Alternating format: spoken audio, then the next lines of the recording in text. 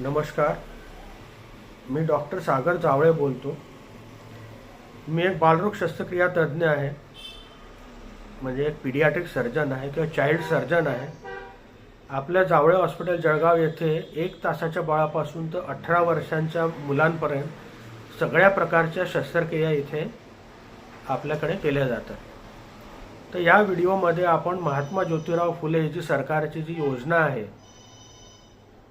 ही आमच्या हॉस्पिटलला उपलब्ध आहे. तर ही योजना काय आहे आणि त्याच्या अंतर्गत काय सुविधा आहेत आणि काय ऑपरेशन्स आहेत आपल्या इथे याच्याविषयी हा व्हिडिओ आहे. तर त्याविषयी आपण या व्हिडिओत बोलणार आहोत. तर थोडक्यात जावळे हॉस्पिटलबद्दल मी सांगतो की तसं मुंबईच्या KM हॉस्पिटल आणि सायन हॉस्पिटल अशा रेप्युटेड हॉस्पिटलमध्ये मी 12 वर्ष शिक्षण घेऊन 5 सरकारी डिग्र्या उपलब्ध मी केलेल्या आहेत आणि 2001 साली मी या जावळे हॉस्पिटलला प्रॅक्टिसला आलो. मला 23 वर्ष झाले आत्तापर्यंत प्रॅक्टिसला आणि या 23 वर्षात 15,000हून जास्त लहान मुलांच्या यशस्वी शस्त्रक्रिया मी इथे केलेल्या आहेत. आणि सुरुवातीला आमचं जुनं हॉस्पिटल होतं जावळे हॉस्पिटल, त्याचं नाव होतं स्टेट बँकच्या बाजूला. आणि गेल्या 3.5-4 वर्षापासून ते आता IMR कॉलेजच्या पाठीमागे नवीन जावळे हॉस्पिटल झालं आहे, त्याच्यात शिफ्ट झालं आहे. तर ही महात्मा ज्योतिबा फुले योजना जी आहे शासनाची ती 2013 साली आली आणि 13 साली ती जावळे हॉस्पिटलला मिळाली, आम्हाला उपलब्ध झाली. तर त्या काळी मी एकटा असा सुपर स्पेशालिस्ट डॉक्टर होतो की ज्याने ही योजना घेतली. बाकी डॉक्टरांना तर वाटलं की एक काहीतरी इलेक्शनपुरती आलेली लोकांना फसवण्यासाठी असलेली योजना आहे, तर त्यांनी काही ते सिरियसली घेतलं नाही. तर ती योजना आम्ही घेतली, ती यशस्वीपणे राबवली. 10 वर्ष झाले आत्तापर्यंत. तर यामध्ये योजना यशस्वी झाली, त्याचा मला सुद्धा काही अपेक्षा नव्हती. आज अशी परिस्थिती आहे की 250 हॉस्पिटल्सने आता या योजनेसाठी रजिस्टर केले, त्यापैकी एकालाही ती उपलब्ध होत नाही, सरकार देत नाही. कारण सरकारने एक प्रकारे वफादारी किंवा इमानदारी बघितली किंवा आधी आमची योजना चालेल याची गॅरंटी नसताना ज्या लोकांनी ती घेतली आणि इमानदारीने चालवली त्यांना त्याचं बेनिफिट दिलं गेलं. आणि आता जे नवीन लोक आहेत त्यातले बरेचसे कमर्शियल आहेत, त्यांना फारसं काही पेशंटच्या कल्याणाशी घेणं देणं नाही, असे लोक पण त्या लाईनीत आहेत, त्यांना मात्र ती योजना दिली गेलेली नाही. तसंच काही हॉस्पिटल्स होते, जवळजवळ 12 ते 15 हॉस्पिटल्स होते, त्यांनी फ्रॉड केलं. योजनेमध्ये पेशंटकडनं कुठल्याही प्रकारचे पैसे घ्यायची अनुमती नाही, तरी पण पैसे घेतले, खोटे ऑपरेशन केले, फसवाफसव केली. त्यांची सरकारने योजना काढून टाकली, त्यांना हाकलून दिलं. हे आम्ही 12 ते 15च असे हॉस्पिटल्स आहोत आणि डॉक्टर आहोत आता सिंगल स्पेशालिटीमध्ये. हे जे आम्ही इमानदारीने योजना केली, चालवली, राबवली, कुठलाही पैसा न घेता पेशंटकडनं, कुठलंही खोटं ऑपरेशन नाही, कुठलेही आमच्या विरुद्ध कुठली कंप्लेंट नाही आजपर्यंत. लोकांविरुद्ध 250, 300 कंप्लेंट ही जी चालवली त्याच्या इमानदारीचं आम्हाला फळ मिळालं आणि पेशंटला त्याचा फायदा होतो. तर ही जी योजना आहे ही अतिशय चांगली आहे. याच्यामध्ये पेशंटला तुम्हाला माहिती आहे की पिवळं राशन कार्ड आणि केसरी राशन कार्डलाही सुरुवातीला सुरू झाली. आता तर तुमच्याकडे पांढरं राशन कार्ड असेल तरीसुद्धा तुम्ही या योजनेला पात्र आहात. ही आता लेटेस्ट डेव्हलपमेंट झाली गेल्या 3 महिन्यापासून. म्हणजे कुठलंही राशन कार्ड असो तर राशन कार्ड लागतं तुम्हाला आणि त्या बाळाचं आणि बाळाच्या वडिलांचं आणि फॅमिली हेडचं आधार कार्ड लागतं. बस एवढंच लागतं तुम्हाला. आयुष्यमान कार्डसुद्धा लागत नाही, राजीव गांधी कार्ड लागत नाही, कुठलंच कार्ड लागत नाही. ते ॲडिशनल आहे किंवा ऑप्शनल आहे. तर हे कागदपत्र तुम्हाला हॉस्पिटलला घेऊन यायचे आहेत आणि बाळाला तुम्हाला तुमच्या पेशंटला आधी रजिस्टर करायचं आहे. त्याच्यानंतर त्याचे आम्ही तपास करतो, ते सुद्धा मुफ्त आहेत. बेसिक जे तपास आहेत सगळे मोफत आहेत, त्याच्यासाठी तुम्हाला पाठवतो. त्याच्यानंतर तुमचं प्रिऑथ भरलं जातं आणि त्याच्यानंतर मग तुमचं ते अप्रुव्हल येतं वरतून. ते आल्यानंतर आम्ही तुमचं ऑपरेशन करू शकतो. त्याच्यानंतर त्याला 2 ते 5 दिवस काय असतं ते ठेवायचं असतं आणि त्याला घरी जाताना त्याचे फोटोग्राफ्स वगैरे काढून सगळं त्याला घरी जाताना त्याला जेवणाचा आणि एकतर्फी भाड्याचाही खर्च दिला जातो, पेशंटकडनं 1 रुपयाही घेतला जात नाही, उलट तपाससुद्धा फ्री केले जातात, ऑपरेशन, ॲनेस्थेशिया, राहणं सगळं फ्री असतं.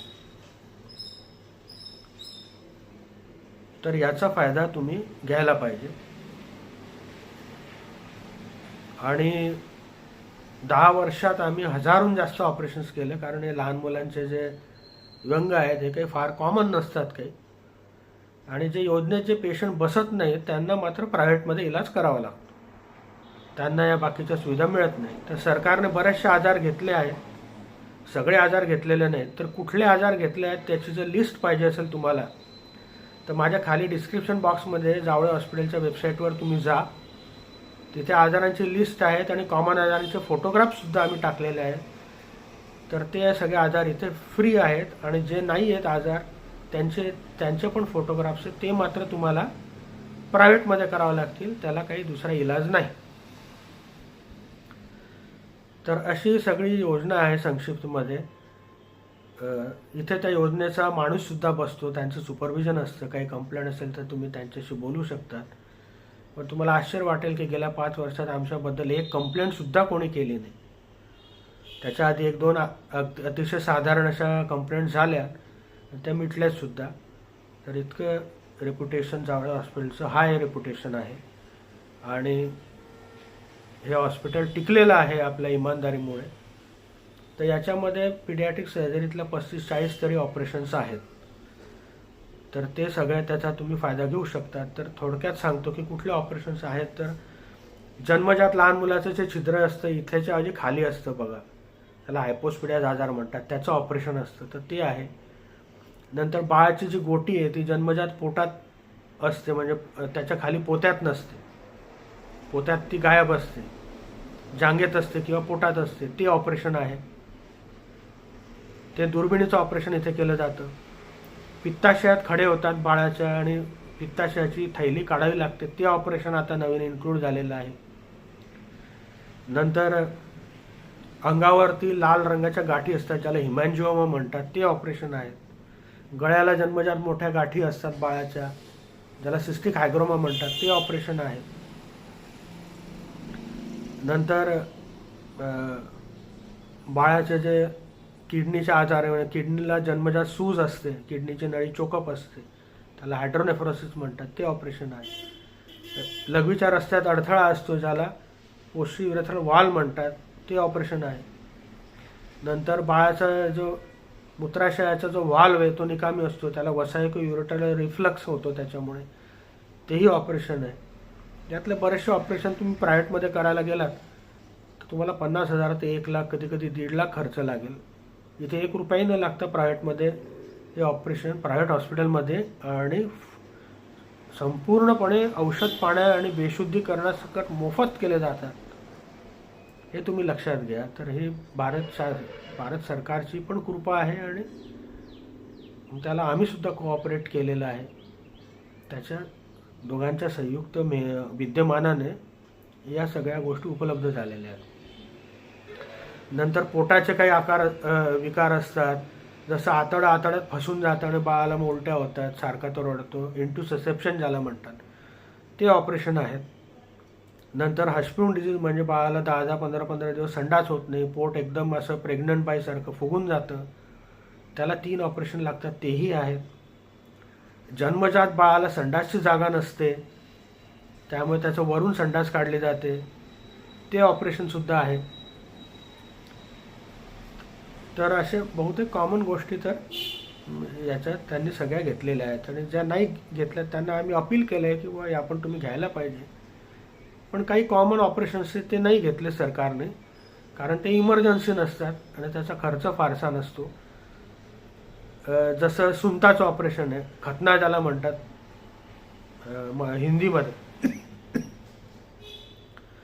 ते नाही आहे. नंतर हर्नियाचं ऑपरेशन ते नाही, ना अपेंडिक्स. तर हे ऑपरेशन तुम्हाला प्रायव्हेटमध्येच करावे लागतील, हे काही सरकारने त्याच्यात घेतलेले नाहीत.